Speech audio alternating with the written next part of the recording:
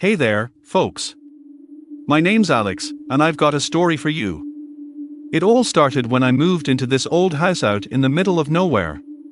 You know the type: creaky floorboards, dimly lit hallways, and a history that nobody really talks about. Anyway, the first few nights were uneventful, just the usual settling sounds of an old house.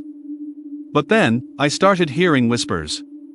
At first, I brushed it off as my imagination playing tricks on me, but these whispers, they were persistent. Always coming from the shadows, just out of sight.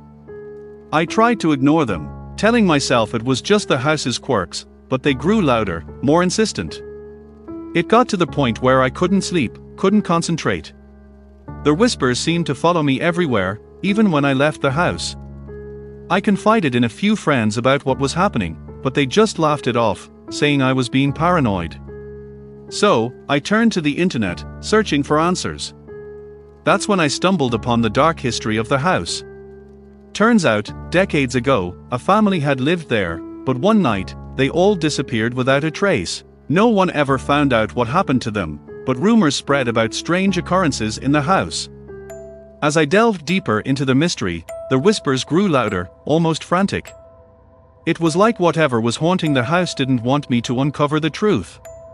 But I couldn't stop myself. I had to know what happened to that family. One night, as I was digging through old newspapers in the attic, I heard a voice behind me.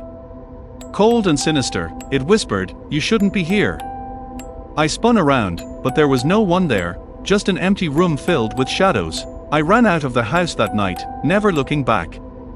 But the whispers, they still haunt me to this day. I can't shake the feeling that whatever lurks in that house is still watching, still waiting.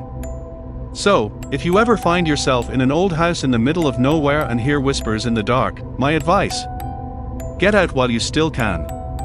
Some mysteries are better left unsolved.